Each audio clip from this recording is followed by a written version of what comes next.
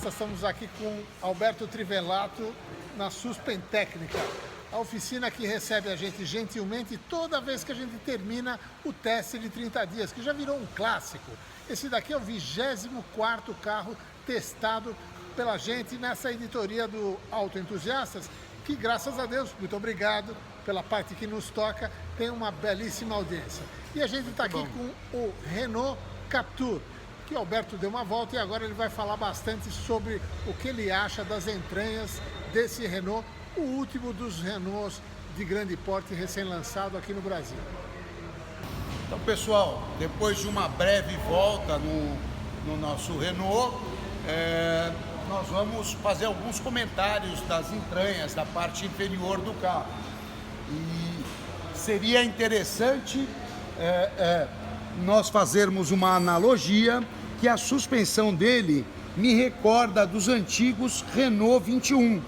Ela é uma suspensão bem simples, tem um portante de suspensão, todo ele guarnecido por um protetor bem forte.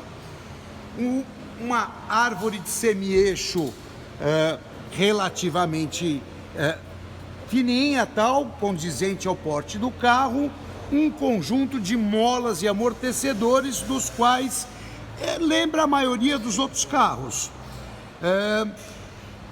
Uma barra estabilizadora de um diâmetro relativamente fino e o gozado, o que eu peguei de impressão do carro é que o carro é muito áspero de dianteira, talvez pelo diâmetro das buchas, pelo tamanho de rodas e pneus, com um pneu de perfil baixo, ou o sistema de direção, ou a união disso tudo, o carro me pareceu copiar muito o piso. A gente sente emendas de asfalto, pequenos buracos, tudo passa trazendo até uma vibraçãozinha incômoda.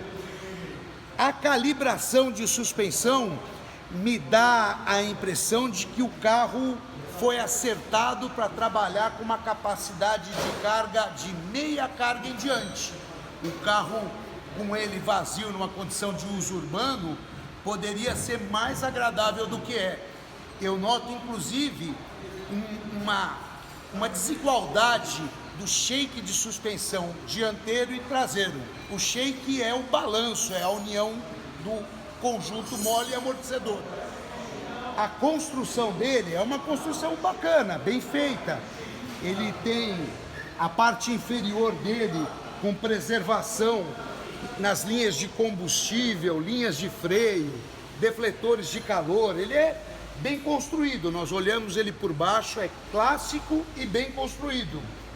A gente nota aqui um protetor no eixo torcional dele. Esse protetor, acredito eu, para auxiliar na parte aerodinâmica e quem sabe diminuir algum tipo de ruído numa coisa que possa pegar embaixo.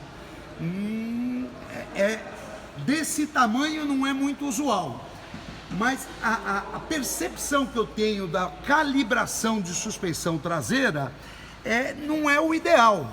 Diâmetro de bucha é um diâmetro razoável.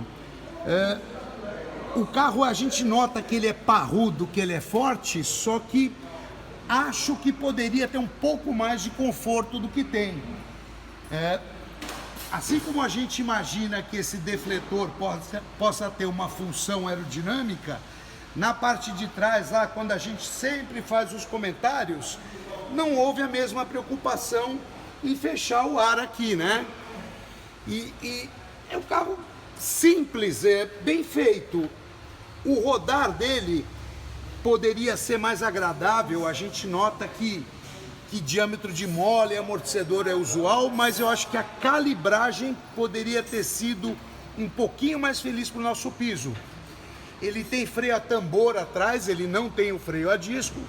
Parece ter uma eficiência boa de freio. Eu tive um pequeno uso no carro. E a impressão que eu tive é que é um carro modesto de motor, principalmente em baixa rotação, com uma calibragem de suspensão que poderia ser um pouco mais agradável, e um design bacana. Eu gostei do design do carro, eu acho que todos nós aí tem uma boa aceitação.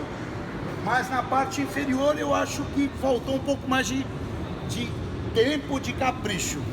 Alberto, você me disse uma coisa durante o nosso passeio que eu acho que combina bem com isso que você está falando, aliás, define bem o que você está falando, que é a frente não conversa com a traseira.